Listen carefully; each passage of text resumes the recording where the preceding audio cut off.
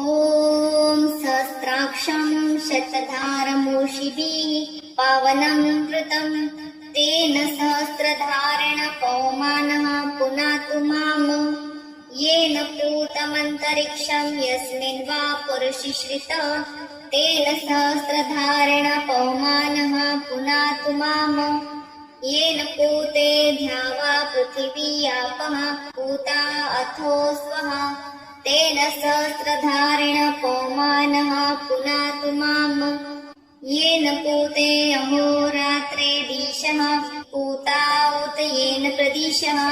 तेन सहस्रधारेण पवमानः पुनातु माम् येन पूतो सूर्या चन्द्रमसो नक्षत्राणि भूतकृतः सह येन पूतः तेन सहस्रधारेण पवमानः पुनातु माम् येन पूता वेदिरग्नयः परिधयः सह येन पूता तेन सहस्रधारेण पवमानः पुनातु माम् येन पूतं बहिर्राज्यमथो हविर्येन पूतो यज्ञो अष्टकारो हुताहतिः तेन सहस्रधारेण पवमानः पुनातु माम् येन पूतो विहिर्यवो याभ्यां यज्ञो अधिनिर्मितः तेन सहस्रधारेण पवमानः पुनातु माम् येन पूता अश्वागावो अथो पूता अजावयः तेन सहस्रधारेण पवमानः पुनातु माम्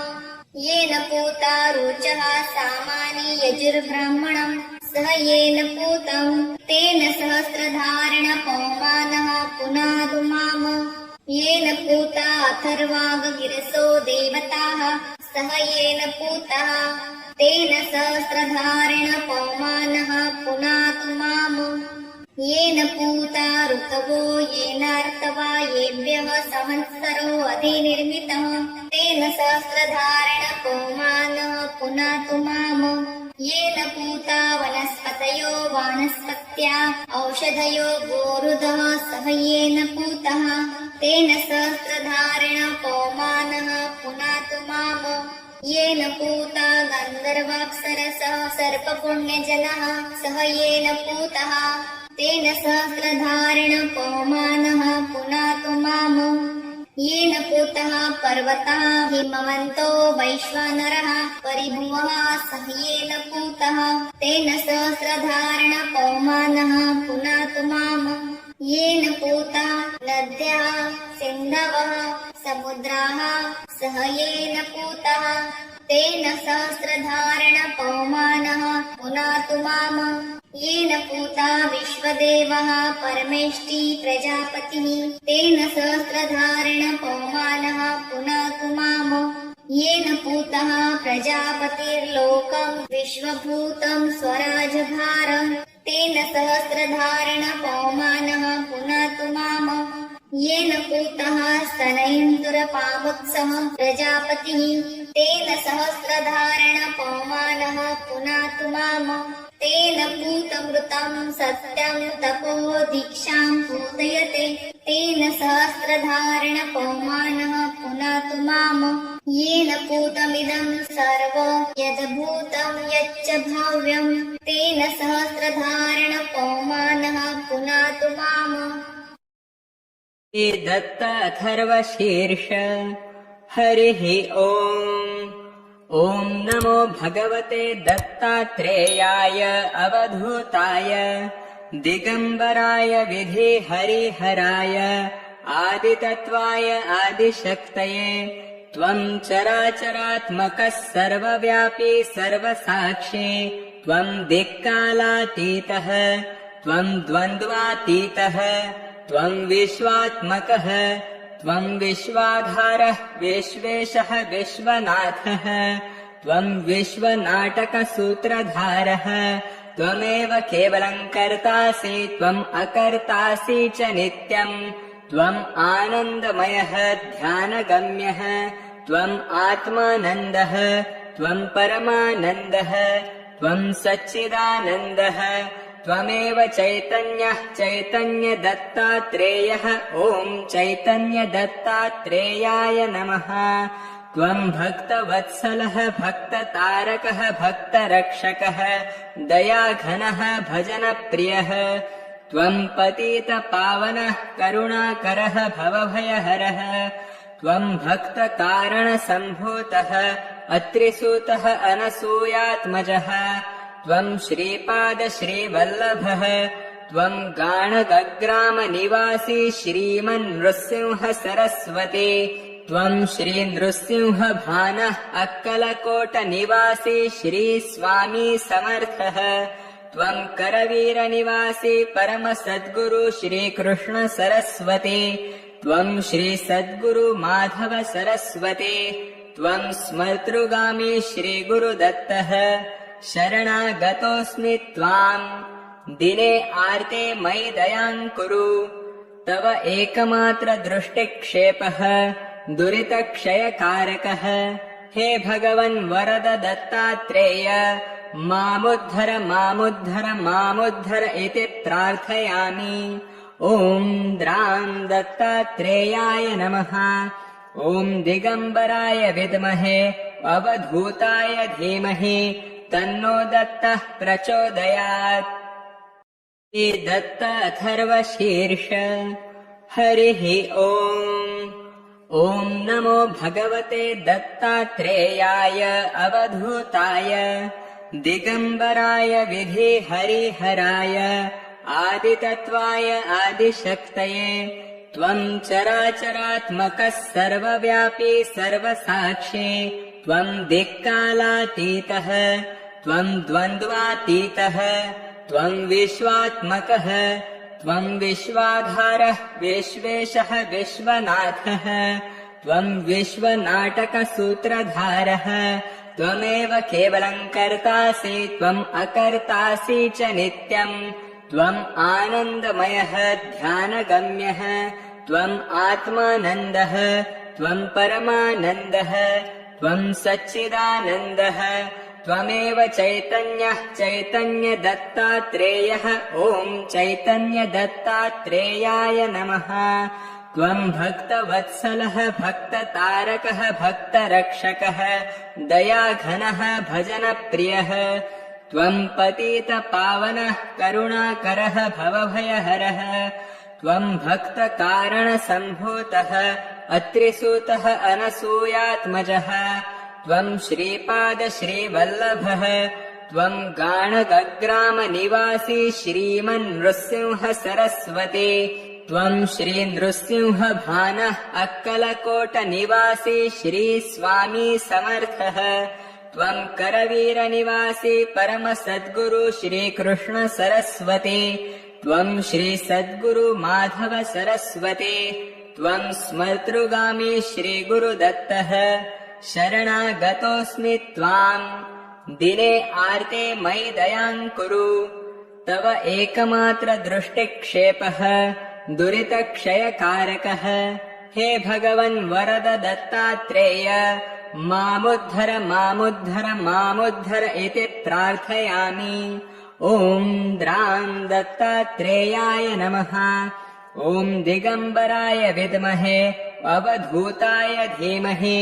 तन्नो दत्तः प्रचोदयात्। श्री दत्तमाला मंत्र। ॐ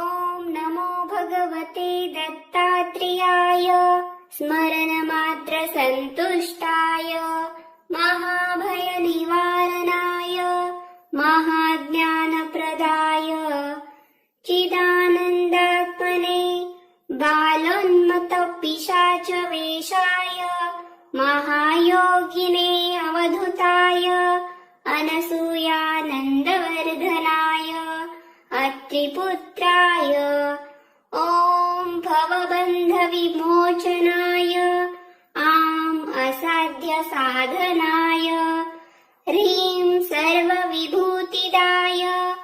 क्रों असाध्याकर्षणाय ऐं वाक्प्रदाय क्लीं जगत्त्रयवशीकरणाय सौः सर्वमनःशोभनाय श्रीमहासम्पत्प्रदाय ग्लौं भूमण्डलाधिपत्यप्रदाय द्रां चिरञ्जीविने वषट वशीकुरु वशीकुरु वोषट आकर्षय आकर्षय ॐ विद्वेषय विद्वेषय फट् उच्चाटय उच्चाटय ठ ठ स्तम्भय स्तम्भय खें खें मारय मारय नमः सम्पन्नय सम्पन्नय स्वाहा पोषय पोषय परमन्त्र परयन्त्र परतन्त्राणि छिन्दि छिन्दि ग्रहान् निवारय निवारय व्याधिन विनाशय विनाशय दुःखं हर हर दारिद्र्यं विद्रावय विद्रावय देहं पोषय पोषय चित्तं तोषय तोषय सर्वमन्त्रस्वरूपाय सर्वयन्त्रस्वरूपाय सर्वतन्त्रस्वरूपाय सर्वपल्लवस्वरूपाय ॐ नमो महासिद्धाय स्वाहा श्री गुरुदेव दत्त त्या संगतीनेच विराग झाला मनोदरीचा जडभास गेला साक्षात परात्मा मज भेटविला विसरू कसा मी गुरुपादुकाला सद्योग पंथे घरी आणि येले अंगेची माते परब्रह्म केले प्रचंड तो बोध रवी उदेला विसरू कसा मी गुरुपादुकाला चराचरी व्यापकता जयाची अखंड भेटी मजला तयाची परमपदी संगम पूर्ण झाला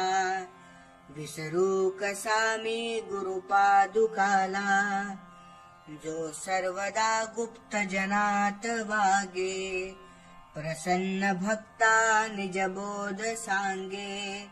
सद्भक्ती भावा करिता भुकेला विसरू कसा मी गुरुपादुकाला अनंत माझे अपराध कोटी नाणी मनी घालून सर्व पोटी प्रबोध करिता श्रम फार झाला विसरू कसा मी गुरुपादुकाला काही मला सेवनहीन झाले तथापि तेने मज उद्धरिले आता तरी अर्पिन प्राण त्याला विसरू कसा मी गुरुपादुकाला माझा अहंभाव वसे शरीरी तथापि तो सद्गुरु अंगीकारी नाही मनी अल्पविकार जाला विसरू कसा मी गुरुपादुकाला आता कसा हा उपकार फेडू हा देह ओवाळून दूर सोडू म्या एक भावे प्रणिपात केला विसरू कसा मी गुरुपादुकाला जया वानिता वानिता वेदवाणी म्हणे नेती नेती तिला जे दुरुनी नवे अंत ना पार ज्याच्या रूपाला विसरू कसा मी गुरुपादुकाला जो साधूचा अंकित जीव झाला त्याचा असे भार निरंजनाला नारायणाचा भ्रम दूर केला विसरू कसा मी गुरुपादुकाला विसरू कसा मी गुरुपादुकाला विसरू कसा मी गुरुपादुकाला इति श्री गुरुपादुकाष्टक संपूर्णम्